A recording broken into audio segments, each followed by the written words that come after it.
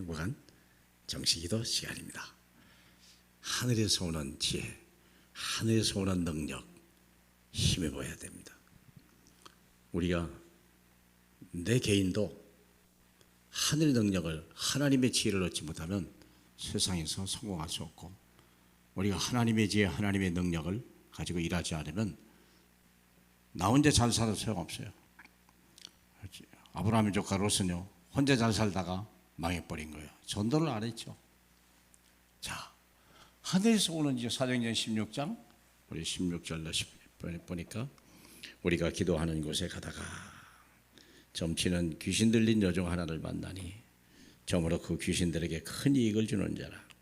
그가 바울과 우리를 따라와 소리질러 이르되 이 사람들은 지극히 높은 하나님의 종으로서 구원의 길을 너희에게 전하는 자라 하여 이같이 여러 날을 하는지라. 바울이 심히 괴로워하여 돌이켜 그 귀신에게 이르되 예수 그리스도의 이름으로 내가 내게 명하노니 그에게서 나오라 하니 귀신이 즉시 나오니라. 여러분, 이 세상은요, 우상 숭배 때문에 수많은 귀신들이 있습니다. 지금 심각한 영적 문제 많습니다. 정치인들이나 경제인들이 다 우상을 숭배하고 귀신을 섬기고 일순간에 돈을 벌기 위해서 목적을 갖고 그렇게 행하지만 나중엔 심각한 영적 문제가 온다는 걸 여러분 아십니까? 영적 문제가 우리가 죽는 것 다음으로 영적 문제가 그렇게 무섭고 그 사람이 쉽게 안 끝나요. 하나님이 3, 4대가 망한다고 그랬잖아요. 나 외에 다른 신을 섬기는 자에게는. 그렇기 때문에 우리가 이 영적 문제 치유하지 못하면 우리가 세상을 변화시킬 수가 없어요. 영적 문제 가진 사람들이요, 다 세상을 지배하고 있다는 걸 아셔야 돼요. 귀신의 종들이거든요. 푸틴 같은 게, 시진핑 같은 경우가 그잖아요. 다 그래요. 우리 김정은이나 기시다 같은 사람들이 다 우상 숭배자예요. 다 귀신의 종들이요. 귀신 심부름을 해요. 그렇기 때문에 우리가 영적으로 깨어있지 않으면 큰일 나요. 영적 문제 치유키우자. 그런데 우리가 뭐 꼭 준비하고 뭐 그렇게 할 필요도 없어요. 우리가 이미 내 개인 캠프, 오직 그 다음에 유일성 캠프, 오직 캠프, 우리가 재창조 캠프를 딱 준비하다 보면요, 그냥 삶 자체가 캠프예요. 기도하는 곳에 찾다가 캠프가 시작된 거예요. 그냥 기도만 하려고 그랬는데, 하늘에서 오는 지혜를 얻으려고 기도하는데 거기에 어떤 여자를 만나서 복음을 말해서 루디아라고 하는 여자죠. 이 사람의 마음을 하나님이 움직인 거예요. 우리는 사람 하나 마음 변할 수도 없는데 하나님이 움직이는 거예요. 그런데 어떤 전략을 했냐고, 준비를 했는데 실제는 프레텀 전략이에요. 그 집이 다 세례를 받고 내 집에 들어와 유하라, 나를 주 믿는 사람, 집이 생긴 거예요. 우리가 이 전략을 가져야 됩니다. 여기서 일심전심 지속으로 계속 말씀 운동할 수 있는 거점이 어디든지 있어야 돼요. 직장이면 너무 좋고요. 또 우리가 또 남의 집에 뭐 요즘에 간병인 분들 있잖아요. 얼마나 좋은지 몰라요. 그분들 그냥 환자가 아니거든요. 이유 있는 환자거든요. 우리가 사람이 모든 게 죽는 날이 있지만 죽을 때도 좀 편안하게 죽어야지. 온갖 질병 사건 사가지고 집안 다 말아먹고 자기는 괴로움을 당하다가 죽어버리면 병원이나 요양원은 혹시 도움을 벌라나 몰라도요, 우리가 그런 일을 당하면 안 되죠. 내 집에 들어와 유하라. 내 집에 하나님 나라가 임해야 되는 거예요.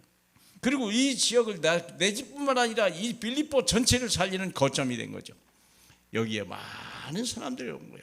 캠프하고도, 감옥 캠프하고도 다시 돌아왔잖아요. 여기가 얼마나 중요한지요. 그런데 또 기도할 곳을 가다가 귀신 들린 자를 또 만났네. 일부러 찾아간 게 아니에요. 그냥 삶이요. 우리가 차 타고 갈 수 있고 밥 먹으러 갈 수도 있고요, 뭐 얼마든지 미장원 가다 이발소 가다가도 할 수 있는 거 아니에요. 귀신 들린 여종 하나를 만나니 꼭 귀신 들려가지고 그냥 막 이상한 짓을 안 할지라도 우리가 오늘날 자다가 가위 눌린 사람, 이런 사람도 얼마든지 많아요. 이발소를 가는데 여기다가 요새 잠을 못 자요. 왜 그때 밤새 가위 눌린대요. 그래 내가 금방 고쳐. 그거 약을 먹어도 안 되는데 안 되고 말고요.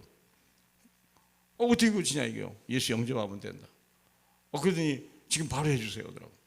이렇게 보니까 이발소에 따로 이렇게 옷 탈의실이 있더라고. 거기 들어가서 예수 영접하고 안수기도 해야 되는데요. 그분이 너무 좋아하는 거예요. 그리고 나서 이제 가위 눌린 거 없을 것이다. 일주일이 전하니까요. 그날 이후로 다 사라졌다는 거예요. 사랑하는 여러분, 얼마나 감사합니까? 귀신들 여종 하나를 만나니 이들은 구원의 길을 전하는 하나님의 종이라. 예수 이름으로 명령하니 나가라. 얼마나 간단합니까? 안 나가? 2번 나가면 되죠. 또 안 나가? 그러면 본인 보고 하면 돼요. 늘 남이 해줄 수는 없잖아요. 본인이 늘 하면 돼요. 본인이 아픈 곳 손 얹고 기도하게 하고요. 본인이 귀신에 매여서 명령하게 만들어버리면, 자기 스스로 싸워서 이기게 만들어버리면 되는 거죠. 언제 맨날 쫓아가서 해줍니까? 방법만 가르쳐주면 되지. 틀림없이 나가니까. 한번 생각해 보세요. 그러다가 이 사람들 때문에, 이 귀신 쫓은 것 때문에 감옥에 가게 됐죠. 잘 아시잖아요. 억울하게 누명을 쓰고, 그 사람 때문에 우리가 경제적인 모든 손실이 왔다고 해갖고 고발을 당해가지고 감옥에 갔다가 거기서 찬송하고, 거기서 간수가 하나님의 기적을 보고 간수가 돌아오잖아요. 사랑하는 여러분, 하나님의 역사는 몰라요. 어디 가도 억울하게 갔는데, 매를 맞았는데도 불구하고 찬송하고 기도하고, 원망불평할 일이 아니라 거기에 대한 하나님의 계획이 있다 버리고 감옥에서도 찬송하고, 하나님의 예배가 얼마나 중요한지 몰라요.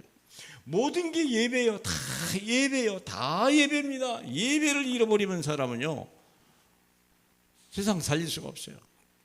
예배요. 삶 자체가 예배요. 24시간이 다 주일이요. 24시간이 다 안식일입니다.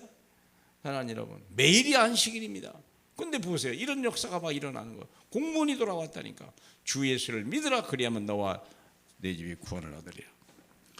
예수 그리스도와 구원, 그거밖에 없습니다. 세상은 구원을 몰라요. 우리는 예수 그리스도를 말하는, 구원의 길을 말할 수 있는 사람이 누구냐. 구원의 길을 누가 말할 수 있겠냐. 구원의 길을 못 그리는 사람은요, 좀 문제 있어요.